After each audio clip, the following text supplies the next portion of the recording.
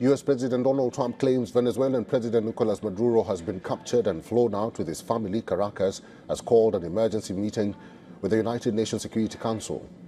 Venezuela has declared a state of emergency. Putting out details on its social media handle, the President of the United States said that the operation was done in conjunction with U.S. law enforcement agencies. Trump announced that he will be addressing a press conference at 9:30 p.m. IST on the operation at Mar-a-Lago.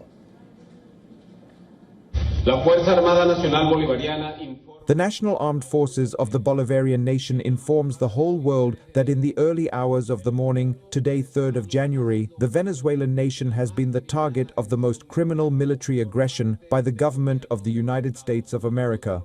Up to this moment, the barbarism of the invading forces that have profaned our sacred soil in the locations of Fuerte Tiuna, Caracas, the Miranda, Aragua, and La Guardia State fired their rockets and missiles from their combat helicopters in urban civilian areas, from where we are already gathering information with regards to injured and dead. From this beautiful people, I ask people to stay calm. Trust in our leadership. Trust in our military and political leaders during the situation we are facing. Calm. No one should fall into despair. No one should make things easier to our invading enemy. Vice President Delcy Rodriguez says Venezuela demands proof of life of President Maduro. Ahead of his capture, Venezuelan President Nicolas Maduro declared a state of emergency after multiple explosions that rocked the capital Caracas in the early hours of today. Talking on the United States, he called the attack an extremely serious military aggression by the country. Multiple blasts were seen lighting up the night sky in Caracas, followed by explosions and columns of smoke rising. At least 7 explosions were reported across Venezuela.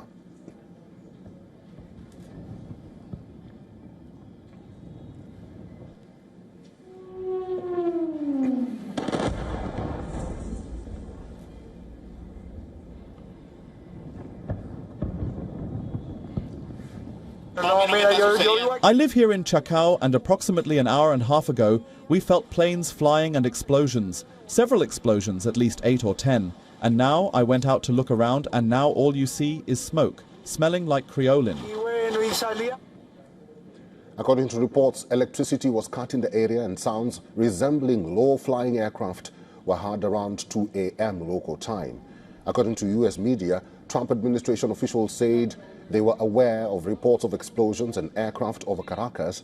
Following the explosions, the Venezuelan government issued a statement denouncing what it termed as a U.S. military aggression. The government claimed that the capital Caracas and state of Miranda, Aragua, and La Guerra were targeted, stating that the attack constituted a flagrant violation of the United Nations Charter. The government claimed that the objective was to seize Venezuela's oil and mineral resources, assuring the people that the government remained steadfast in defense of Venezuela's sovereignty. It has given a call for mobilization plans against the attacks.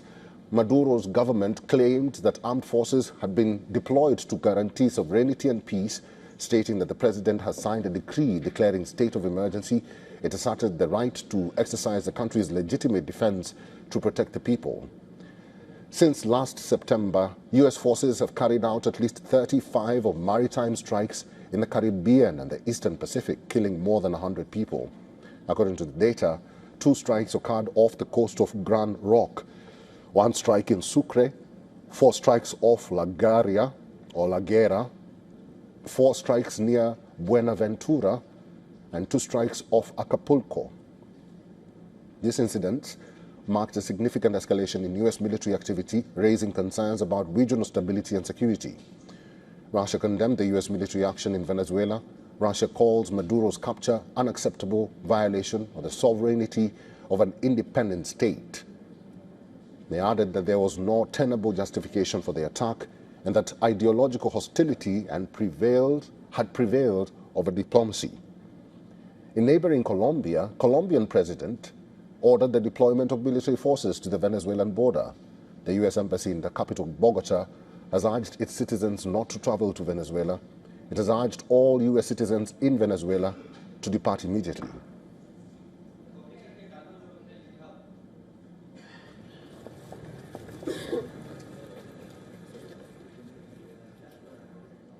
Earlier in her end-of-year message to Venezuelans, Nobel laureate and Venezuelan opposition leader Maria Corina Machado said that 2026 will be the year of the consolidation of the nation's freedom.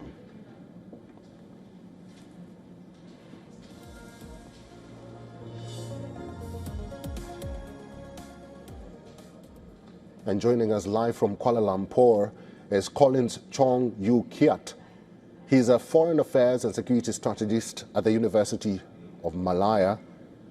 Mr. Chong, thank you very much for your time and welcome to the broadcast. First of all, what do you think the United States is going to do to Nicolas Maduro? Are they going to try him? Is it going to go to exile? What do you foresee happening? Well, this, didn't come as a total surprise. We have seen how in the months before, President Trump has again reinforced his determination to protect the safety and security of the American people, to stop the inflow of narcotic drugs. And Maduro himself has been, widely contested in terms of his legitimacy. And, this action reinforces the notion that the U.S. remains as a central stabilizing power in the Western Hemisphere, especially in Latin America. And that it signals that this region, especially Latin America, is no longer an uncontested playground for rival powers, especially for Russia, China, and Iran, who have increased their power presence and influence in this part of the world for years now. And I foresee that, of course, as what Trump has stated, that this is in line with the domestic law enforcement to protect the interests and safety of the American people at large, and that he has been stated also that he will be brought in to the U.S. for trial. And this is also in line with what the domestic law enforcement, is determined to do. And we have seen that how this is also a return to strategic assertiveness and to project strength and credible deterrence. That it shows that Washington is willing to act when authoritarian leaders, destabilize the neighbors, destabilize the region, and to fuel this or to weaponize energy politics or to partner or to enhance ties with hostile powers. So this is what Trump is out, trying to do now, to stop or to stem the tide of this inflow of, threats that will threaten the interests of the U.S. at large. There are some critics who say that America kidnapped a president of a sovereign nation, that is Venezuela, and that is Maduro. Are there any repercussions that you foresee may happen to America in the future, not now? Well, certainly this, strengthens the narrative by, adversaries, including, of course, by Russia and by China and Iran, that the U.S. is trying to upend the normative law and, of course, the international law. And, there has been some contested, of course, arguments on the legitimacy of both, the regime of Maduro himself in terms of his, elections 2024, and how he is being seen as hostile to the freedom and, of course, the peace in Venezuela itself. We have seen some divisions on that, and of course also the threats from his regime in terms of threatening the safety and security of the American people. So, and to what extent does this action by the U.S. will also be in line with what Trump is out trying to do now, with his to fulfill his mandate and promise to the American people that he will protect the sanctity, the safety of the people in terms of stopping this inflow of drug cartels and, of course, narco-terrorism, in which Maduro himself is being accused as the head. So we have seen how this also will be used as a pretext by adversaries in this region, and of course by Russia and other powers, that Trump for what he has said, that being seen as a peacemaker. So this action will of course will give this needed greater support to this narrative, but I don't foresee that this will delegitimize what he has been doing.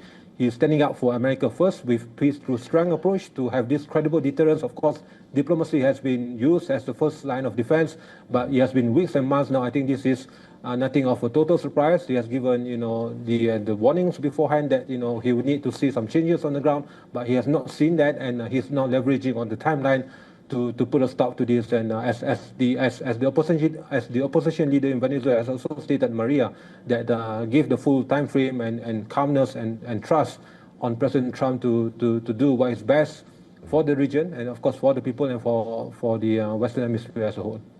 Mr. Chong, how do you predict the Congress will react to this action by the U.S. military on Venezuela? Because as it stands right now, we do not have any information that the Congress was consulted by the president, which is usually the basic norm of any military action or any action by the president on another sovereign country or another country. How do you predict the Congress will or may react to this? Well, we might foresee, of course, some contestations, arguments, and of course some criticisms from the left, from the Democratic Party, on the sanctity and legitimacy of this move. Of course, the Trump administration will try to defend that, trying to project that President Trump has his own given powers to address this, and it is being framed as part of this domestic necessity to protect the life, the interests and security of the American people, to put a stop to this scourge of inflow of unchecked narcotics, intrusion, and this has to be put to a stop by Trump, and where no other predecessors have done it, and of course also to stem the tide from the very source where it begins, and we might foresee, of course, some contested arguments on that in the days to come, especially when it comes to how this move will then be seen by the other side on the aisle, that this again will project the U.S. as something that is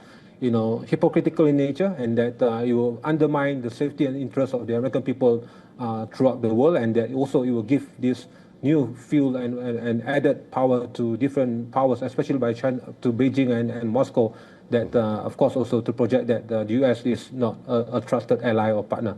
But I foresee that the Trump administration will, of course, will stand its ground, and it will see some heated debates ahead.